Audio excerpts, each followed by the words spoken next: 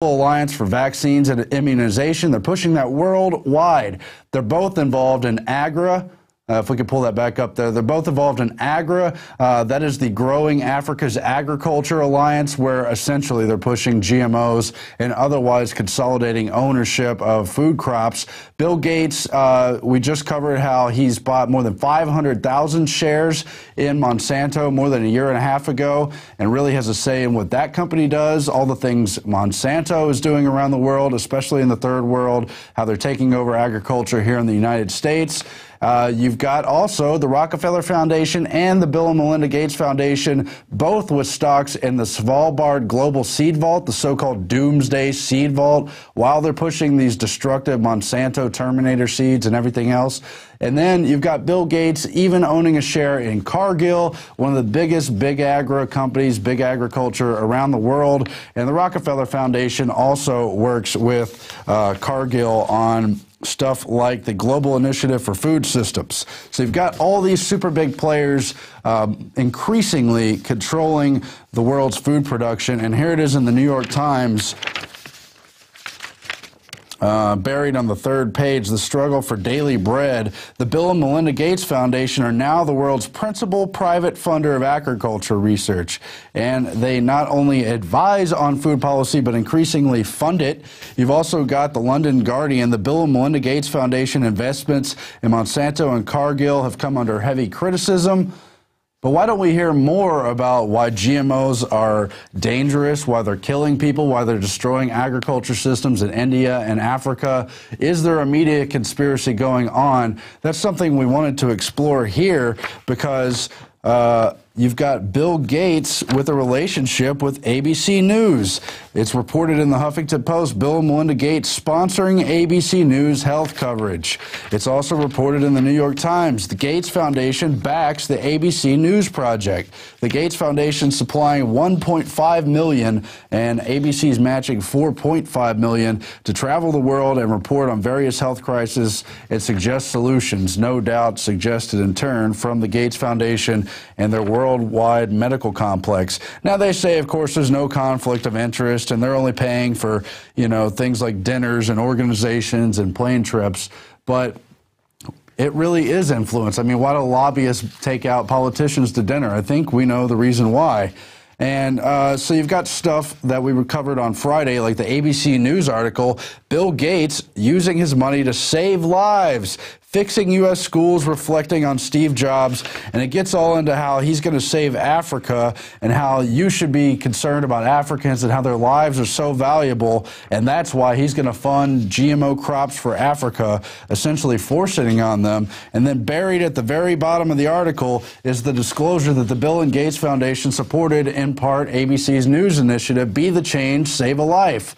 Now, it's good that they disclose that at all, but really they've got most of their viewers in the dark on the relationship there. You've got other stuff like this very article where it discloses and criticizes the Gates Foundation for owning Monsanto shares, and it's sponsored by the Bill and Melinda Gates Foundation.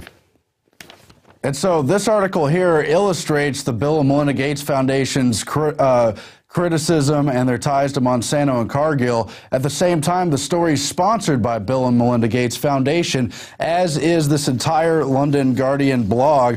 They have two different blogs they sponsor, the Global Development blog and the Poverty Matters blog.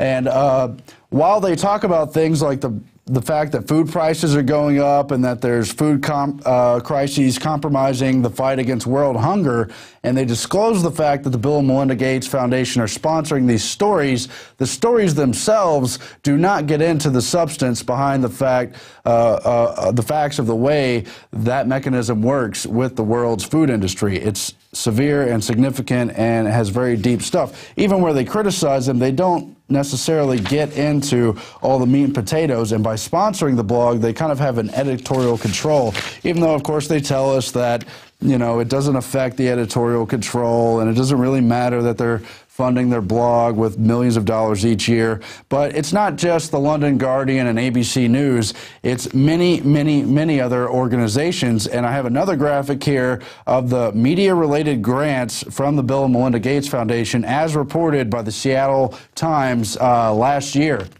There's at least 45 here. Many of them have multiple grants. Some of the big ones include BBC World News, All Africa, Columbia University, Johns Hopkins, National Public Radio, NPR is funded by the Bill and Melinda Gates Foundation. They have various medical paper writing organizations, lots of academic stuff, several organizations where they train members of the press and lead the press foundations, other universities, the Aspen Institute, the World Health Organization. All of these are just grants they've given on media-related stuff, and the ABC and London Guardian's not even on this list, so we know there's going to be others that aren't here. Just to highlight the example of All Africa and BBC, All Africa is a pretty big website. I think it's probably the biggest consortium English language website covering Africa news. And you tell me, are they critical of what the Bill and Melinda Gates Foundation, the Rockefeller Foundation, and the Agra Alliance are doing in Africa to the farmers through this GMO partnership? Now, what does it mean when Bill Gates owns weather control companies, a share in the seed vault, and then pushes these knowingly dangerous GMOs on the world?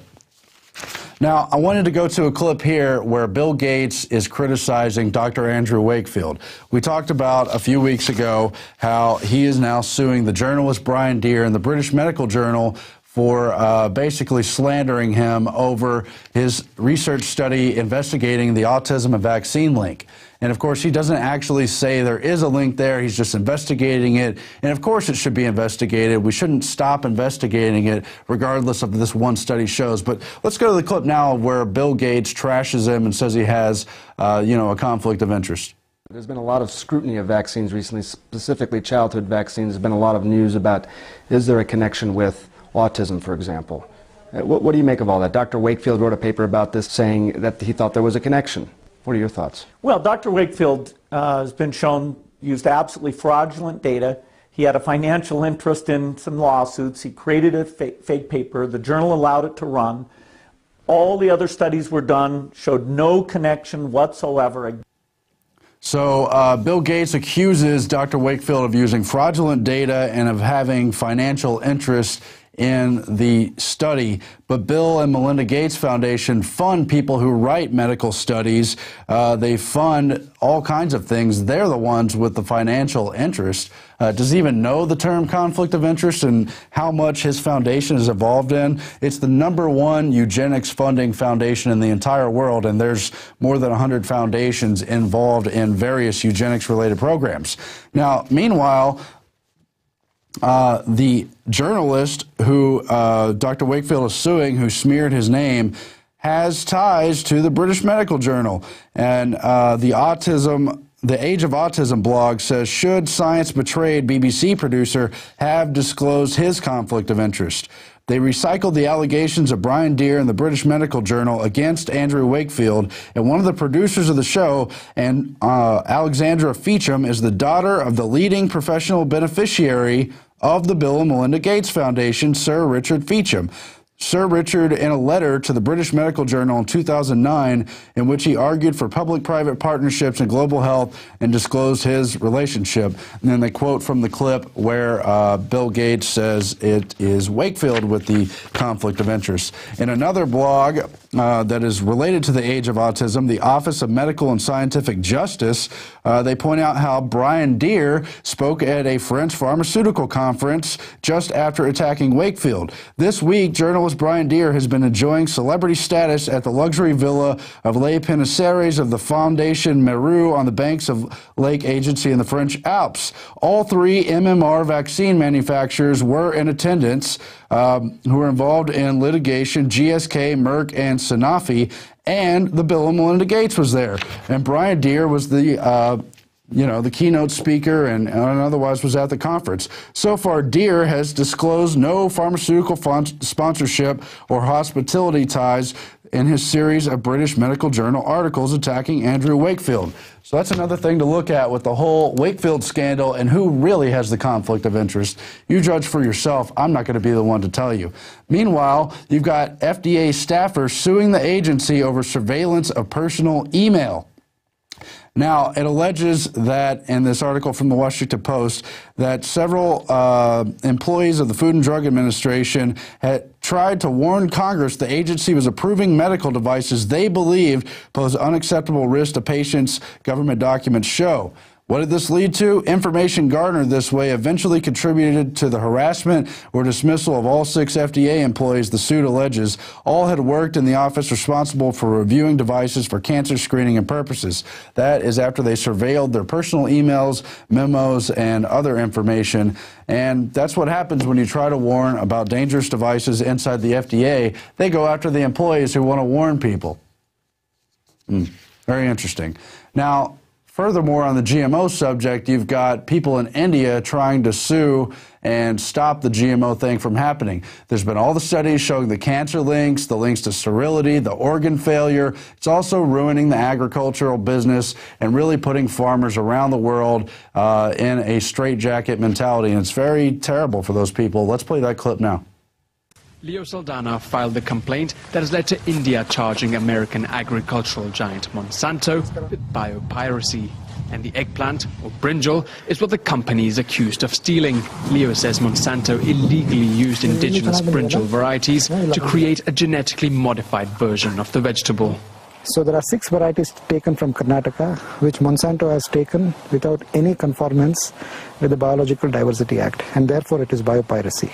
And once they put the BT gene into brinjal, then it becomes a commodity which is essentially owned by Monsanto. Now, you see there again the problems that Monsanto is causing around the world. Bill Gates has the shares in it. And because Bill Gates decided to attack at least what appears to me on the surface to be an honest researcher who was trying to just warn parents that vaccines could have a link with autism and that further research should be done, and that Bill Gates says he's the one saving lives and that vaccines and GMOs around the world are the answer to that, well, we're going to give him the Skeksis Award tonight, just for that media conflict of interest and the whole deal. I mean, really more focus should be put on this man right here. Do your own research. I'm not telling you exactly what's going on here. I'm telling you as much as I know, and I'm telling you it deserves further research, but certainly a Dark Cretin Award for you. Now, we have a quote of the day, and then Alex's extended interview with Nomi Prinz is coming up on the other side of the break. A government big enough to give you everything you want is big enough to take away everything you have. And that's Barry Goldwater. And he also warned about the Trilateral Commission and the whole globalist agenda, so check out his work as well. Stay tuned.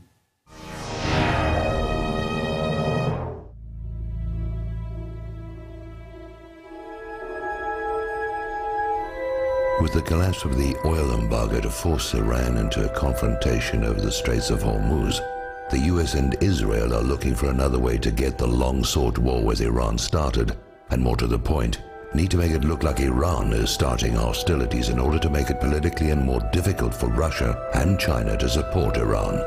Now, recall that Israel has a past history of attacking US warships and framing others to trick the US into attacks on Israel's enemies, with the Israeli attack on the USS Liberty, initially blamed on Egypt, as the most well-known example.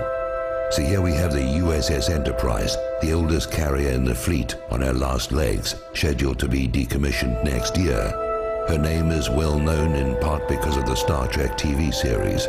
Decommissioning a nuclear aircraft carrier is a very expensive process. USS Enterprise is powered by 8 nuclear reactors, all of which must be disposed of as nuclear waste material along with all the associated machinery. The US Navy